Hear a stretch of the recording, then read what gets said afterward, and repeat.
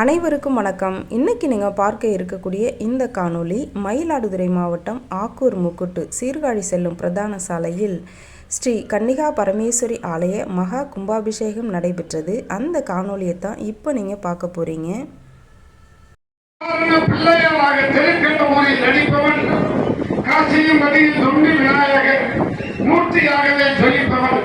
அப்படிப்பட்ட விநாயகர் இடதுபுறமாக, பாலசுப்பிரமணியன் வலதுபுறமாக, நடுவே பெருமாள் சிவன் பிரம்மனுடைய படைப்பாக சப்தகன்னிகள் எழுந்தது என்கிற அருமையான தோற்றத்தில் தற்போது பாகசாலையில் பூஜிக்கப்பட்ட கடன்கள் புறப்படுகின்ற தருணம்.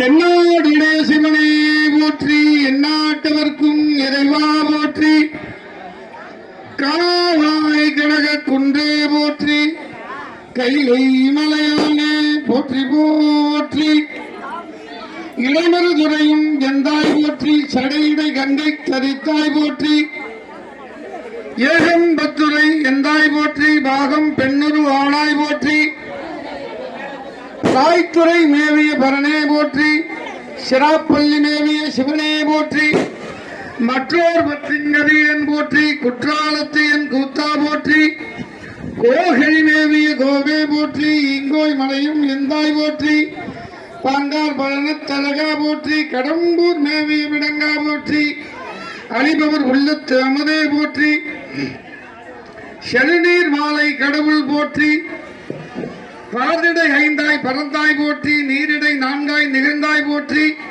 தீ இடை மூன்றாய் திகழ்ந்தாய் போற்றி, அழிபவர் உள்ளத்து.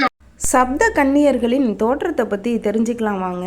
சிவபெருமான் அந்தகாசுரன் என்ற அரக்கனுடன் போர் புரிந்தார். அப்போது அந்தகாசுரன் உடலிலிருந்து அசுரர்கள் தோன்றினார்கள். அந்த அசுரர்களை அழிப்பதற்காக சிவபெருமான் தன் வாய் அக்னியிலிருந்து யோகேஸ்வரி என்ற சக்தியை உருவாக்கினார். யோகேஸ்வரி மகேஸ்வரியை உருவாக்கினார்.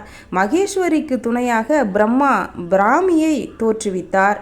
திருமால் நாராயணி என்ற வைஷ்ணவியை தோற்றுவித்தார். இந்திரன் இந்திராணியை தோற்றுவித்தார். முருகன் கௌமாரியை தோற்றுவித்தார். வராகமூர்த்தி வராகியையும் யமன் சாமுண்டியையும் தோற்றுவித்தனர்.